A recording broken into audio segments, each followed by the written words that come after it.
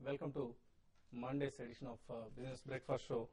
So global markets పరిస్థితి ప్రస్తుతం crude ధరలపై ఆధారపడి ఉంది. క్రూడ్ $105.79 దగ్గర బ్యారెల్ క్రూడ్ ప్రస్తుతం ట్రేడ్ అవుతుంది నైమెక్స్ లో. సో 1.31% పెరిగింది లాస్ట్ వీకెండ్ ప్రైస్ తో కంపేర్ చేస్తే క్రూడ్ ఆయిల్ ప్రైస్. సో ప్రస్తుతానికి క్రూడ్ ధరల ప్రయాణమే అంతర్జాతీయ మార్కెట్లను ప్రభావితం చేస్తుంది. గ్లోబల్ మార్కెట్స్ వీక్ గా ట్రేడ్ అవుతున్నాయి. ఎస్జీఎక్స్ నిఫ్టీ 67 పాయింట్ల నష్టంతో ట్రేడ్ అవుతోంది 5480 దగ్గర. సో అమెరికాలో పెట్రోల్ పంపులు గత 3 ఏళ్ల గరిష్ట ధర ఆల్మోస్ట్ గ్యాలన్ కు 35 సెంట్లకు అమ్ముతున్నారు. సో మన దగ్గర కూడా గమనిస్తున్న పెట్రోల్ ప్రైస్ 65 రూపాయలకు పైన ట్రేడ్ అవుతోంది. రాబోయే రోజులు మరింత పెరిగినా కూడా ఆశ్చర్యం లేదు. ఇక మన మార్కెట్స్ విషయానికి వస్తే రాజకీయ అనిశ్చితి, ప్రభుత్వ మనుగడకు సంబంధించిన ఆందోళనలు మార్కెట్ గమనాన్ని షార్ట్ టర్మ్ లో ప్రభావితం చేయనున్న అంశాలు. డిఎంకే ఒకవేళ యూపీఏ ప్రభుత్వానికి మద్దతు ఉపసంహరించుకున్నప్పటికీ కూడా ప్రభుత్వం పడిపోయే ప్రమాదం అయితే లేదు, కానీ కొంత రాజకీయ అనిశ్చితి ఏర్పడే అవకాశం ఉంది. సో అలాగే త్వరలో జరగనున్న కేబినెట్ రీషఫుల్ దీన్ని కూడా మార్కెట్స్ నిశ్చితంగా గమనిస్తాయి. ఈ నేపథ్యంలో నిఫ్టీ ఇవాళ 5500 మార్కు దిగువన ప్రారంభమయ్యే అవకాశాలు కనపడుతున్నాయి. సో లాస్ట్ వీక్ గమనించాం ఒక పోస్ట్ బడ్జెట్ ర్యాలీని. ఈ ర్యాలీలో సెన్సెక్స్, నిఫ్టీలు అలాగే ఈవెన్ మిడ్ క్యాప్ ఇండెక్స్ కూడా 4% పైగా లాభపడటం గమనించాం. So Mahindra and Mahindra, Maruti Suzuki, ITC ఇటువంటి స్టాక్స్ ఇండెక్స్ స్టాక్స్ లో టాప్ విన్నర్స్ గా, బిగ్గెస్ట్ విన్నర్స్ గా నిలిచాయి. ఇక ఐపీఓలో చాలా రోజుల తర్వాత ఒక ఐపీఓ ప్రారంభం కాబోతుంది. ఈ వారంలో రేపు ఇష్యూ ప్రారంభమవుతున్న lovable lingerie, Daisy Dee Lovable ఇటువంటి పాపులర్ బ్రాండెడ్ లోదుస్తులు తయారు చేసే కంపెనీ ఇది. 195 నుంచి 205 రూపాయల ప్రైస్ పాయింట్ తో షేర్స్ ఆఫర్ చేస్తున్నారు. సో ఇదే ఇండస్ట్రీ నుంచి లిస్ట్ అయిన కంపెనీస్ పేజ్ ఇండస్ట్రీస్ కావచ్చు, లేదా గోకుల్ దాస్, మ్యాక్స్వెల్ ఇటువంటి సంస్థలకు 20 పైగా పీఈ మార్కెట్ లో దొరుకుతుంది.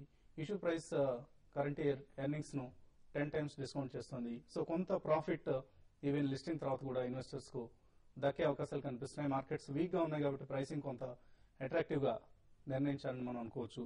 సో ఒక మీడియం టర్మ్ అవుట్లుక్ తో ఈ ఇష్యూలో అప్లై చేయొచ్చు లవబుల్ లాంజరీ ఇష్యూ. మార్కెట్ సంబంధించిన మరిన్ని అంశాలపై మనతో ప్రస్తుతం మాట్లాడేందుకు అనలిస్ట్ కుటుంబరావు గారు అలాగే శేష్ గారు సిద్ధంగా ఉన్నారు. సో కుటుంబరావు, లాస్ట్ ఫ్రైడే కొంత కన్సల్టేషన్ గమనించాం. అయితే సడన్ గా వచ్చిన పొలిటికల్ డెవలప్మెంట్స్ కావచ్చు, crude prices upward movement continue కావడం కావచ్చు, ఇవన్నీ ఈ వారం మార్కెట్ పై ఎటువంటి ప్రభావం చూపిస్తాయి అనుకుంటున్నారు?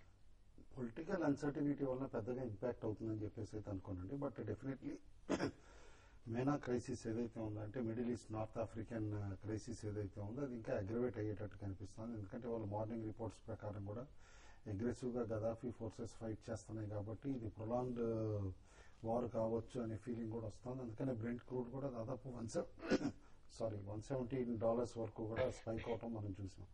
అయితే క్లియర్లీ ఇప్పుడు ఏదైతే డొమెస్టిక్ అన్సర్టనిటీ డెవలప్ అయిందో, ఇటు డిఎంకే విత్డ్రావల్ ఆఫ్ సపోర్ట్ వలన మార్కెట్స్ కొంచెం మార్నింగ్ సబ్డ్యూడ్ గా ఉన్నా సరే దాన్ని ఓవర్కమ్ చేస్తే ఎంతసేపు యూరోప్ మార్కెట్స్ ఎట్లా రియాక్ట్ కావచ్చు క్రూడ్ ధరల పైన దానికే వెయిట్ చేస్తాయి అన్నమాట ఆఫ్టర్నూన్ కి. But in general macro economic data మిగతా చూస్తే కనుక ఎక్స్పోర్ట్ నెంబర్స్ కానీ, ఇటు ఆటో సేల్స్ నెంబర్స్ కానీ, ఇటు సర్వీస్ సెక్టర్ పిఎంఐ కానీ ఇవన్నీ చూస్తూ ఉంటే చాలా ఇంప్రూవ్మెంట్ కనిపిస్తున్నాయి. ఫుడ్ ఇన్ఫ్లేషన్ కూడా లోవర్ సైడ్ రావటం చూసాం. ఇన్ఫాక్ట్ రబీ క్రాప్ ఇంకా రావటం ఇప్పుడిప్పుడే మొదలైంది. టోటల్ గా వచ్చే టైంకి ఇంకా ఫుడ్ ఇన్ఫ్లేషన్ తగ్గే పాసిబిలిటీస్ కూడా ఉన్నాయి. కాబట్టి ఎకనామిక్ పారామీటర్స్ ఇంప్రూవ్ అవుతున్నా ఈ గ్లోబల్ ఇష్యూస్ వల్లనే మార్కెట్స్ ఇప్పుడు డెఫినెట్లీ కాస్త వీకిష్ గా ట్రేడ్ అయ్యే పాసిబిలిటీ ఉంది. బట్ నేను అనుకోవటం ఇవాళ ఇంట్రాడేలో 5460 దగ్గర సపోర్ట్ తీసుకోవచ్చు నిఫ్టీ. 5460 బ్రేక్ అవ్వకుండా ఉంటే కనుక fresh beings closer to 5460 attempt కూడా చేయొచ్చు గట్సీ ట్రేడర్స్ అనమాట. బిలో 5460 క్లోజ్ అవుతా ఉంటే మాత్రం ఆల్ ది వే 5380 ఒకసారి స్లైడ్ అవ్వచ్చు. బట్ ఓవరాల్ గా చూస్తూ ఉంటే కనుక మార్కెట్ ఒక broad trading brand 5400 to 5650 band లోకి లాక్-ఇన్ అవ్వచ్చు కొన్ని రోజులు ఈ లిబియన్ క్రైసిస్ తగ్గే వరకు అని చెప్పేసి అని అనుకుంటున్నాను. గ్లోబల్లీ మిగతా కంట్రీస్ లో కూడా లైక్ యూఎస్ లో జాబ్ డేటా కానీ అన్ని పాజిటివ్ గా ఉన్నాయి. And all countries are reacting only to Libyan crisis అనమాట. ఎందుకంటే మెయినా కంట్రీస్ దాదాపు 1/3 వరల్డ్ క్రూడ్ ప్రొడక్షన్ కంట్రిబ్యూట్ చేస్తాయి. కాబట్టి 1992-93 ఆ టైం అప్పుడు ఆయిల్ షాక్ ఏదైతే కనుక వచ్చిందో డెఫినెట్లీ గ్లోబల్ ఎకానమీస్ కి ఈసారి కూడా అలాంటి ఆయిల్ షాక్ వచ్చే పాసిబిలిటీ రూల్ అవుట్ చేయలేము అనే ఫియర్స్ బాగా నెలకొంటున్నాయి. డైరెక్షన్ ఎలా ఉంటుంది అనుకుంటున్నారు? నేను అనుకోవటం ఈ క్రైసిస్ కనుక సబ్డ్యూడ్ అవుతా ఉంటే we're well placed for a very big rally అని చెప్పేసి అని అనుకుంటున్నాను నేను. ఎందుకంటే 5177 ఏదైతే రీసెంట్ బాటమ్ ఫామ్ చేసిందో అది బ్రేక్ అయ్యే వరకు మాత్రం షార్ట్స్ అసలు అటెంప్టే చేయకూడదు. ఎందుకంటే మాన్సూన్ ఫోర్కాస్ట్ మొదలైన తర్వాత నేను అనుకుంటాం మార్కెట్స్ మాత్రం విల్ డెఫినెట్లీ క్రూయిజ్ టువర్డ్స్ 6000 అని చెప్పేసి అని అనుకుంటున్నా. కాబట్టి ఓన్లీ గ్లోబల్ క్యూస్ మాత్రం వాచ్ చేయమని చెప్పేసి చెప్తాను. అలాగే నిఫ్టీకి సంబంధించి మనం 5600 దగ్గర పెద్ద రోడ్ బ్లాక్ కనిపిస్తుంది మనకు. ఎప్పటికప్పుడు అక్కడ దాకా వెళ్ళడం మళ్ళీ వెనక్కి వచ్చేయడం జరుగుతుంది. సో ఎటువంటి డైరెక్షన్ మీరు ఊహిస్తున్నారు? ఇప్పుడు కూడా చూస్తే అంటే మీ 5600 అనేది చాలా క్రూషియల్ రెసిస్టెన్స్ గా మనకు కనపడుతుంది. అక్కడ రావడంతో సెల్లింగ్ ప్రెజర్ తర్వాత సప్లై జోన్ అనేది కనపడుతుంది. కాబట్టి నిఫ్టీ అయితే ఇప్పుడు ఇమీడియట్ గా అయితే 5600 దాటడం అనేది చాలా కష్టంగా కనపడుతుంది. అయితే at the same time market crash అయిపోతాయి అనేది కంప్లీట్ గా క్రూడ్ ఆయిల్ మీద ఉంటుంది. తర్వాత పొలిటికల్ అన్సర్టనిటీ కూడా కొంచెం ఈ రోజు 1-2 రోజుల్లో దాని ప్రభావం కూడా మార్కెట్ల మీద ఉంటుంది. కాబట్టి మార్కెట్స్ కొంత ఇక్కడ నుంచి డౌన్ సైడ్ ఉండే అవకాశం ఉంది. అట్ ద సేమ్ టైం 5450 కూడా చాలా నిఫ్టీకి చాలా స్ట్రాంగ్ సపోర్ట్ ఉంటుంది. ఒకవేళ నిఫ్టీ కానీ 5400 బిలో కానీ వచ్చిందంటే నిఫ్టీ ఫర్దర్ గా వీక్ అయ్యి అరౌండ్ 5350 అండ్ 5200 లెవెల్ కూడా టెస్ట్ చేయొచ్చు.